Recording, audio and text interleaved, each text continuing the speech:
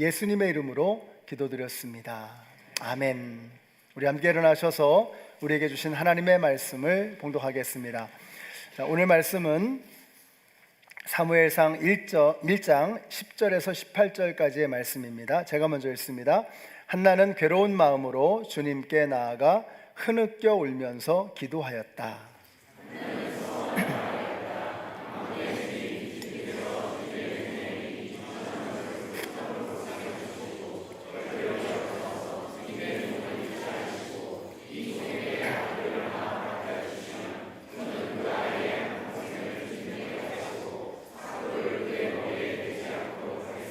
한나가 주님 앞에서 계속 기도를 드리고 있는 동안에 엘리는 한나의 입술을 지켜보고 있었다.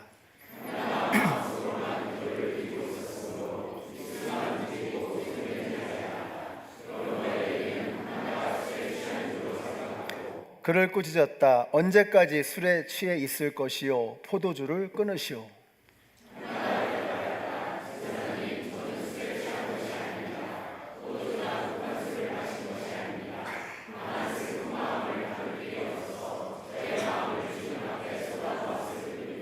이 종을 나쁜 여자로 여기지 마시기 바랍니다. 너무나도 원통하고 괴로워서 이처럼 기도를 드리고 있습니다.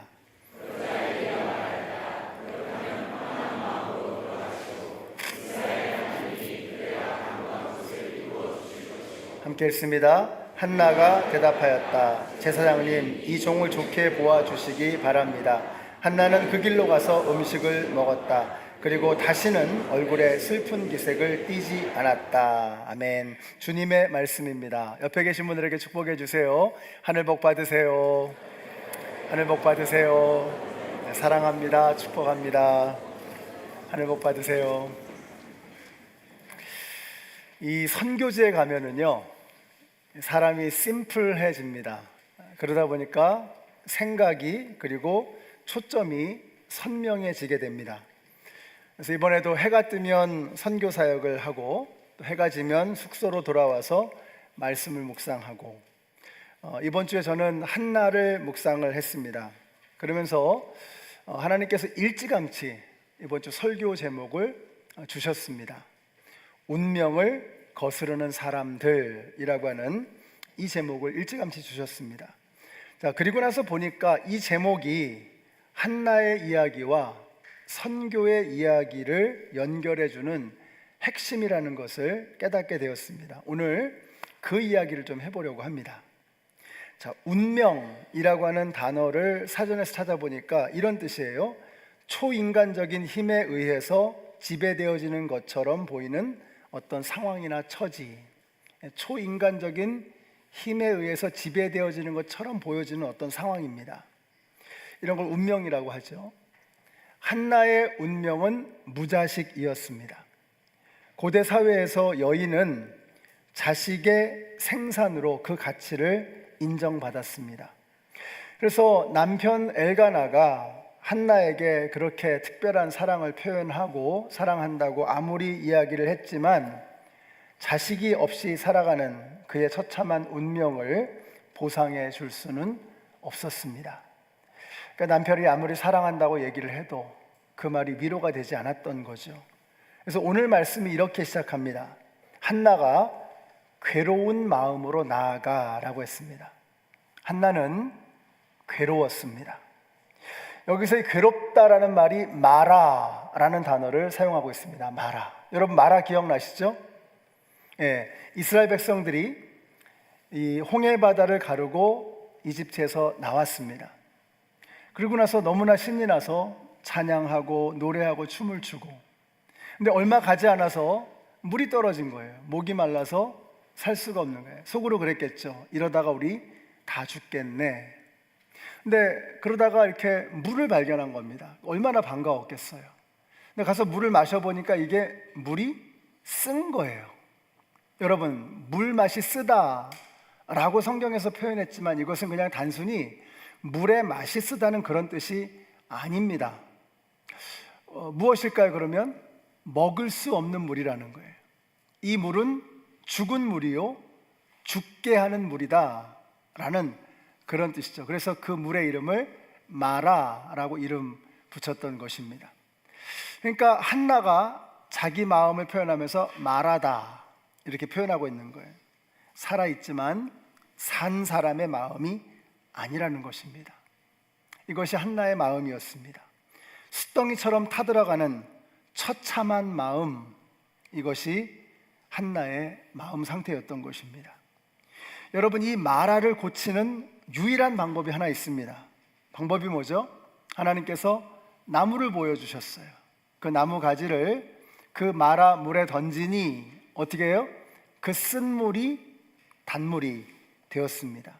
죽음을 불러오는 저주의 물이 사람을 살리는 생명의 물이 되었습니다. 사랑하는 성도 여러분, 마라 같은 우리의 인생에 예수 그리스도의 십자가가 세워지면 여러분, 쓴물이 흐르던 그 가슴에서 단물이 흐르고 죽음을 뿌리던 그 입술에서 생명이 흘러나오게 되는 것입니다. 그리고 여러분에게도 그런 은혜가 임하게 되시기를 축복합니다. 이처럼 예수가 내 삶에 들어오시면 내 존재가 새로워지는 거예요. 내 인생은 마라였지만 마라와 같은 내 삶에 예수 그리스도의 십자가가 세워지면 내 존재가 새롭게 변화되어지는 것입니다. 여러분, 이것이 바로 한나에게 일어났던 사건이었던 것입니다. 자, 그러면 그 엄청난 일이 어떻게 시작이 되었는가? 자, 함께 읽습니다. 시작. 한나는 괴로운 마음으로 주님께 나아가 흐느껴 울면서 기도하였다. 그 마라, 시커멓게 숫덩이가 돼버린 그 마음을 가지고 주님께 나아가 흐느껴 울면서 기도하였다라고 말씀하고 있습니다. 오늘 본문에서 한나는 운명이 바뀌었습니다. 그러면 그 운명이 바뀌게 된 이 비결이 뭐냐? 그 방법이 무엇이냐 하는 거예요. 하나님 앞에 그 비극적인 비참한 자신의 운명을 들고 나가는 것입니다. 한나는 그 비참한 그 운명 앞에 무릎 꿇은 것이 아니라 그 운명의 주인 되시는 하나님 앞에 무릎을 꿇었던 것입니다. 주님께 나아가 흐느껴 울면서 기도하였다. 그리고 그때부터 한나의 운명이 뒤집어지기 시작합니다.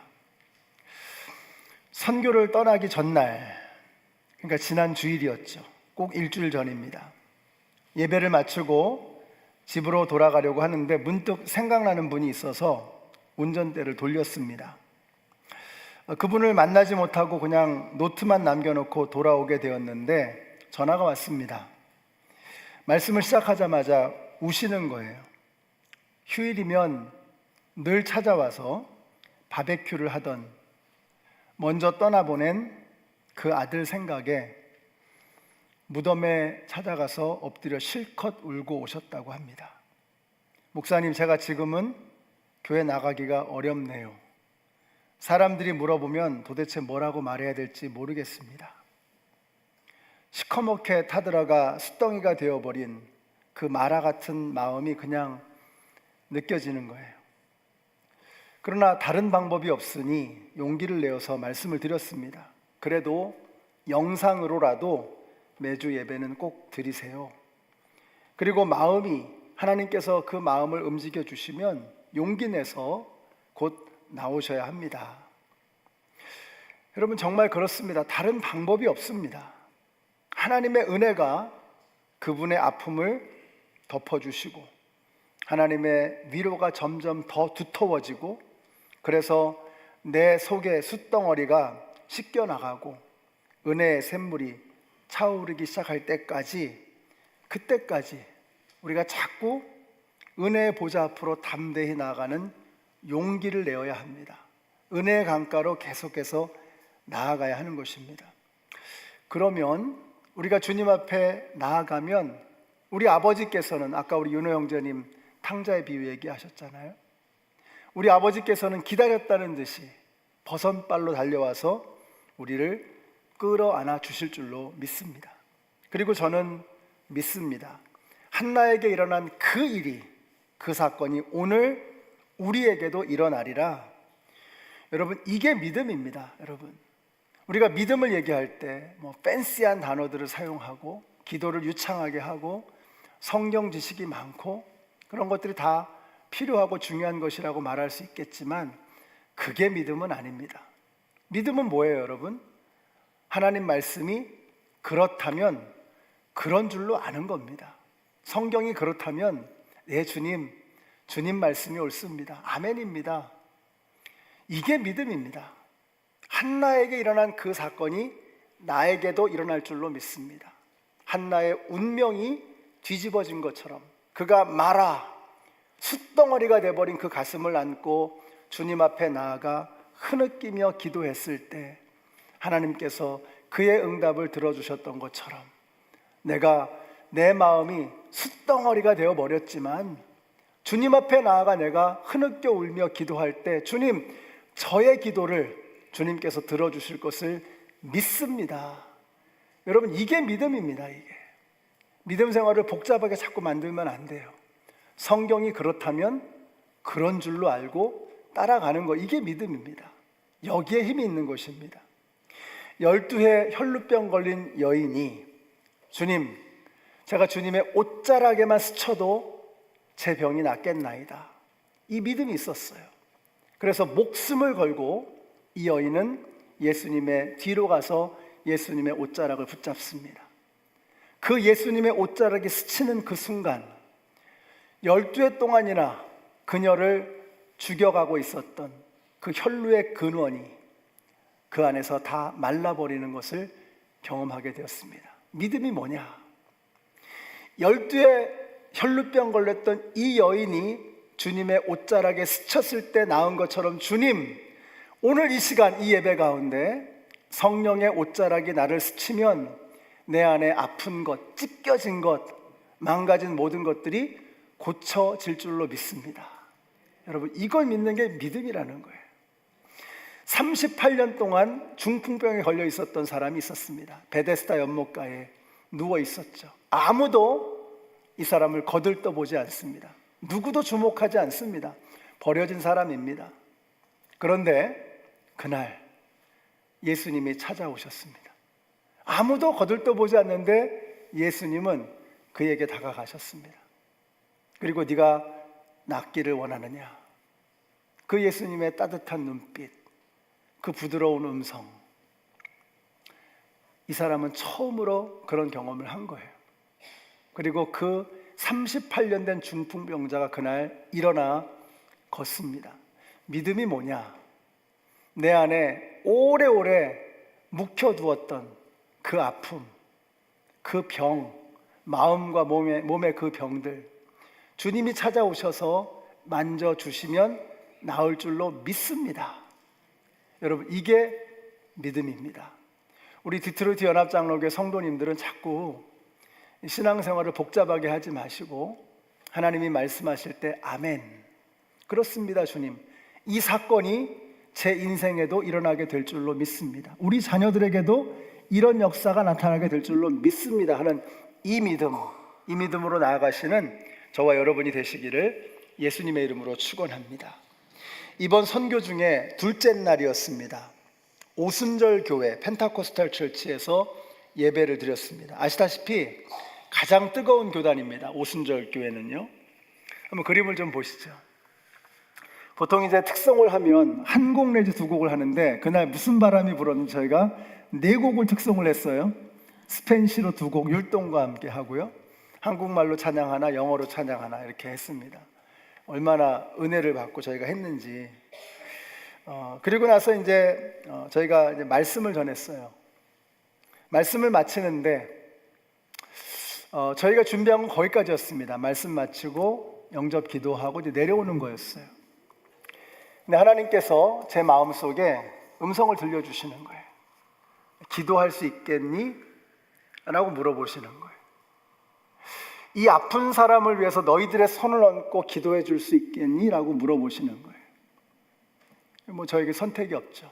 주님, 그렇게 하겠습니다. 그래서 저희가 이제 그 통역을 미리 준비를 해야 되기 때문에 다 이렇게 써놓고 하나하나 이렇게 통역을 해놓고 원고를 가지고 이렇게 통역을 하면서 집회를 진행을 했었는데, 이 이후부터는 이제 원고가 없이 하는 거잖아요. 성령님이 역사하셨어요. 그래서 기도했습니다. 하나님, 여기 병든 사람들을 위해서 우리 선교팀 찾아가서 그들을 끌어안고 그들의 아픈 곳을 어루만지면서 함께 기도하게 해주세요. 기도했습니다. 그 다음 그림을 좀 보여주시면은요, 그래서 함께 부둥켜 안고 눈물로 기도했습니다. 그날 아이들이 굉장히 많이 왔어요. 좀 깜짝 놀랐습니다. 주중에 저녁에 이렇게 기도회를 하는데 아이들이 많이 온 거예요. 아마 제 생각에는 그날 이제 BBS를 너무 이제 우리 팀이 잘 해가지고 아이들이 굉장히 좋았나 봐요. 그래서 우리 팀이 함께 한다고 하니까 아이들이 많이 왔던 것 같아요. 그래서 우리 성도님들한테 부탁을 했어요. 이 아이들이 코스타리카의 미래라고, 코스타리카의 소망이라고, 이 아이들을 끌어안고 같이 기도하자고. 그래서 우리 선교팀과 우리 부모님들, 어른들이 아이들을 끌어안고 그렇게 같이 기도를 했습니다. 찬양팀이 있었는데요, 이 찬양팀이 저희하고 한 번도 맞춰본 적도 없고 그분들이 부르는 찬양을 저희는 알지도 못하고 이게 소통도 안 되는 그런 상황에서 저희들은 저희들대로 기도하고 찬양팀은 찬양을 통해서 기도하는데 이게 놀라운 일이 일어나는 거예요. 오순절 교회. 그래서 제 마음에 그런 생각이 들었습니다. 하나님, 우리가 오순절 교회 와서 기도를 하는데 오순절날 마가의 다락방에서 일어났던 그 불이 오늘 이곳에 임하게 하여 주시옵소서. 이 믿음이 들어오는 거예요. 저희 선교팀이 같은 믿음으로 함께 기도했습니다. 그날 그 자리에 성령의 불이 임했어요. 불이 임한 거예요. 그러니까 막 방언이 터지고 신유의 은사가 나타나고 그런 일들이 있었습니다. 저희는 성령님이 하시는 일들을 그냥 목격하는 거죠. 저희들 안에 그런 믿음이 있었던 거예요. 오순절날 주님께서 보여주셨던 그 놀라운 역사가 오늘날 이 시대 우리가 예배하는 이 현장에서도 일어나게 될 줄로 믿습니다 라는 그런 믿음이 있었던 거예요. 저는 우리 KPCMD, 우리 교회가 드리는 이 예배 현장이 바로 그런 동일하게 역사하시는 성령님의 은혜가 이곳에 불처럼 임해서 여러분 안에 있는 질병, 상처받은 마음, 멍든 가슴, 끊겨진 관계들, 이런 모든 것들이 회복되고 새롭게 되어지는 은혜가 우리의 예배 가운데 늘 있게 되시기를 예수님의 이름으로 축원합니다. 믿음은 이런 거예요, 여러분. 복잡하고 어려운 것이 아닙니다. 성경에 있는 이 말씀이 오늘 우리에게도 그렇게 임할 줄로 믿습니다 라는 그 믿음으로 나아가는 것입니다. 한나가 자신의 괴로움, 그 마라를 아버지께로 가져와서 엎드렸을 때 어떤 일이 벌어졌느냐? 같이 읽습니다.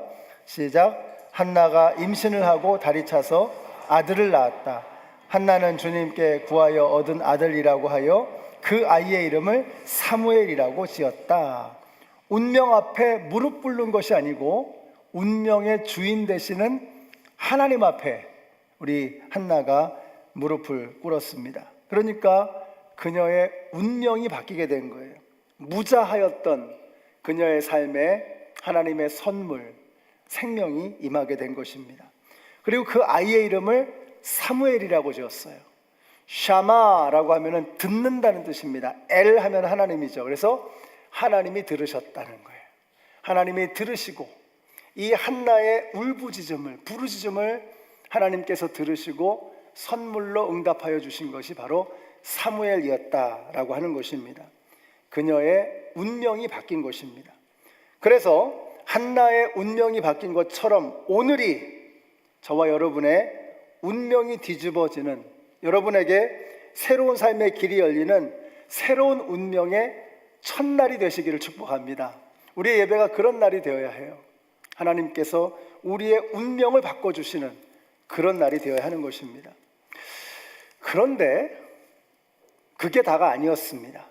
여러분, 한나의 이야기는 단순히 불임 여성이 지극정성으로 기도하니 자식을 갖게 되었다라고 하는 그 정도의 이야기로 끝나지 않습니다.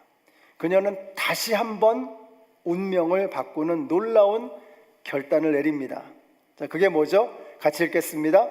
시작. 나는 아이가 젖을 뗄 때까지 기다렸다가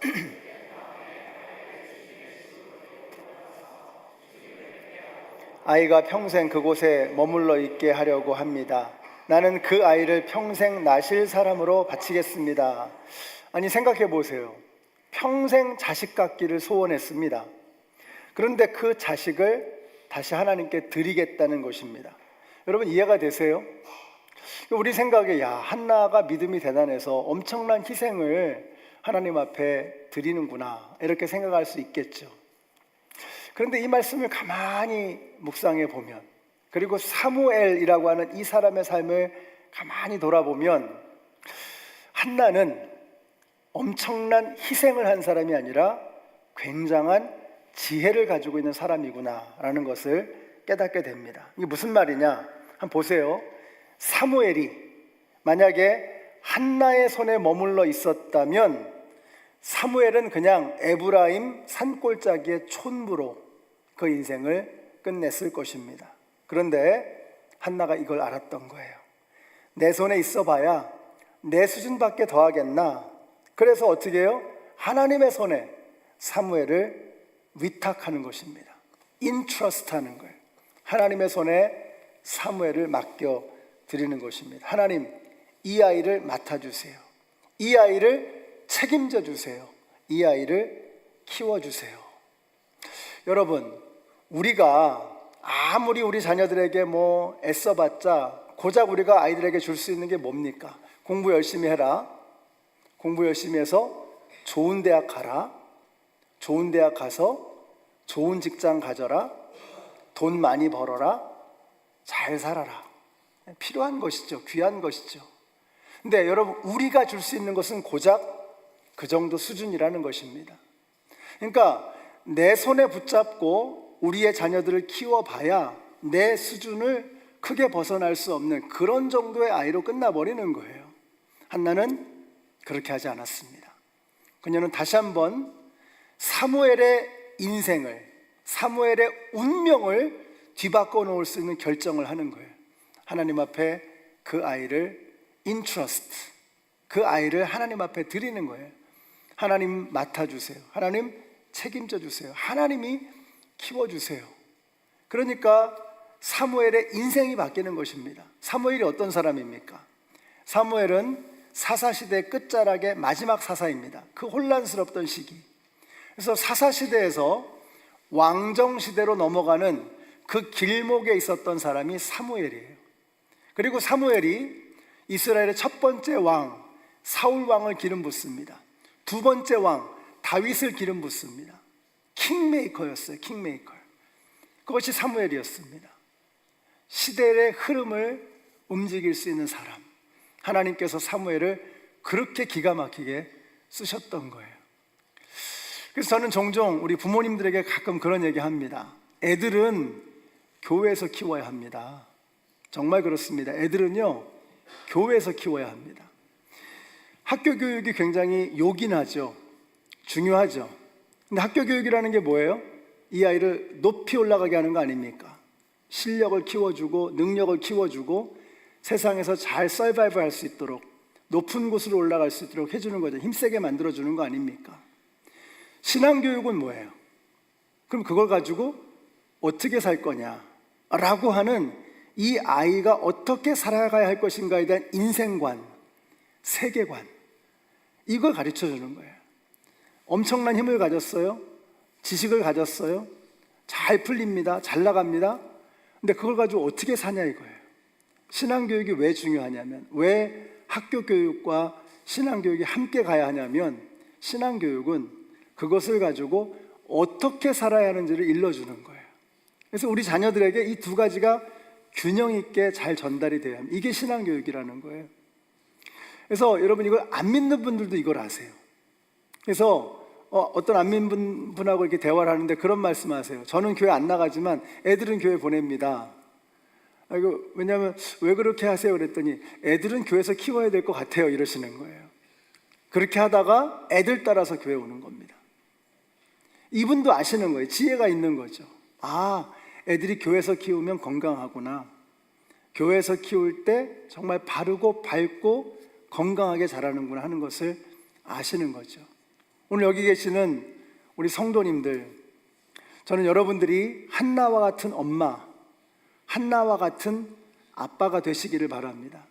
내 손에서 아이들을 키우려고 하지 마시고 그 아이를 하나님의 손에 이렇게 맡겨드리는 거예요.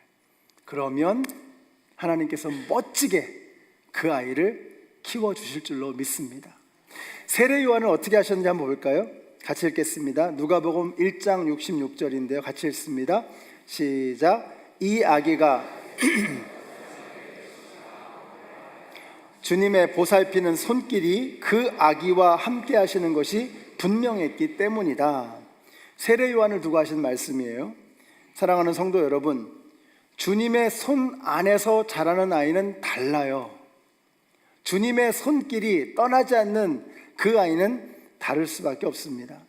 우리 자녀들이 그렇게 자랐으면 참 좋겠어요. 그래서 이 아이가 자라서 도대체 어떤 사람이 될 것인가, 이 어두운 세상, 이 혼탁한 세상, 이 점점 더 흉폭해져가는 이 세상 속에서 이 아이가 정말 어떻게 멋지게 자라갈 것인가 하는 것을 기대하게 하는 그런 아이들로 우리의 아이들을 키워야 하지 않겠습니까? 세상이 얼마나 무서운데요. 세상이 얼마나 포악한데요. 그러니까 그냥 학교 교육에만 이 아이들을 맡겨서는 안 되는 거예요. 큰일 나는 거예요. 여러분이 세상 지식을 가지고 세상 경험을 가지고 우리의 자녀들을 올바르게 키울 수가 없는 것입니다. 오직 주의 교양과 훈계로 하나님의 말씀으로만 그 아이를 바르게 키워낼 수 있는 것입니다. 우리 디트로이트 연합장로교회 모든 성도님들 자녀들을 오늘 하나님의 손에 맡겨드리는 저와 여러분이 되시기를 예수님의 이름으로 축원합니다. 자, 그러니까 이제 오늘 집으로 가시기 전에 여러분이 한번 잠깐 생각을 해보셔야 돼요. 하나님께서 우리의 인생을 어떻게 바꿔주시는가. 하나님의 손 안에 들어가면 인생이 달라지게 되는 것입니다. 오늘 집에 가시기 전에 여러분이 한번 생각해 보세요. 나를 가로막고 있는 운명은 어떤 것이 있는가? 여러분 각자 마음속에 그런 거 있잖아요. 나는 안 돼. 이것 때문에 안 돼. 가난해서 안 돼. 몸이 약해서 안 돼. 많이 배우지 못해서 안 돼. 이런저런 이유로 나는 안 돼 라고 하는 거, 이거 다 속는 겁니다. 아까 우리 윤호 형제님 찬양 소개할 때 깜짝 놀랐어요. 야, 이게 오늘 제가 설교하고 싶은 메시지인데. 마귀는 그렇게 우리를 속이는 거예요. 너는 안 돼 라고 우리를 자꾸 속이는 거예요. 네가 뭘 하겠어 라고 자꾸 우리를 박스 안에 가둬두는 겁니다. 닭장 속에 가둬두고 너는 요만큼만 해 라고 하는 거예요. 근데 마귀는 안 된다고 하는데 하나님 뭐라 그러세요? 할 수 있거든요. 무슨 말이냐? 믿는 자에게는 능치 못할 일이 없느니라. 하나님은 하실 수 있다잖아요. 우리 성도님들이 안 된다고 하는 마귀의 말에 속지 마시고 된다고 하는 하나님의 말씀을 붙잡는 저와 여러분이 되시기를 예수님의 이름으로 축원합니다. 하나님은 된다고 하시는 거예요. 그것을 믿는 거예요. 우리의 운명, 우리가 속고 있는 거예요. 하나님은 운명을 바꾸시는 분이세요. 예수님이 뭐라고 하세요? I am the resurrection and the life. 나는 부활이요 생명이니 나를 믿는 자는 죽어도 살겠고 무릇 살아서 나를 믿는 자는 영원히 죽지 않는다라고 말씀하셔서 뭐라 그랬어요? 이것을 네가 믿느냐? Do you believe it? 네가 이것을 믿느냐라고 말씀하세요. 여러분 믿으세요? 예수님은 부활이며 생명이십니다. 예수님이 부활이라는 말의 뜻이 뭐예요? 죽으셨다가 살아났다는 거 아니에요. 우리 모든 인간이 가장 두려워하는 운명이 뭐예요? 죽음 아닙니까? 그런데 예수님이 죽음을 깨뜨리셨다는 거예요. 죽음을 부수셨다는 거예요. 그게 부활의 의미입니다. 사망의 권세를 무너뜨리셨다는 거예요. 죽음이 예수님 앞에서는 힘이 없다는 거예요. 우리가 그렇게 죽음을 두려워하는데 예수님께서 그 죽음의 권세를 깨뜨려 버리셨다는 거예요. I am the resurrection and the life. 나는 부활이요 생명이라고 말씀하세요. 그 부활이요 생명 되시는 예수님 붙잡고 여러분의 마음을 짓누르는 사탄 마귀의 속임수를 깨뜨려 버리시는 우리 모든 성도님들이 되시기를 예수님의 이름으로 축원합니다. 속지 마세요. 마귀가 안 된다고 하는 거 속지 마세요. 오늘 집으로 가시면서 내가 내 마음속에 이것이 나의 운명이구나, 나는 여기까지구나, 이것을 벗어나지 못할 운명 속에서 내가 살아오고 있구나, 이렇게 생각했던 그 모든 것들 예수 그리스도의 능력 안에서 그 생각이 부서지게 되시기를 축복합니다. 우리가 그 아픈 마음을 가지고 주님 앞에 나오면 주님은 우리의 운명을 뒤바꾸실 것입니다. 우리의 자녀들을, 우리의 인생을 주님의 손에 올려드리면, 인트러스트하면, 그분의 손에 맡겨드리면 그의 인생이 달라지게 될 것을 믿으시기 바랍니다. 그런 생각이 드는 거예요. 선교가 뭐냐, 선교가.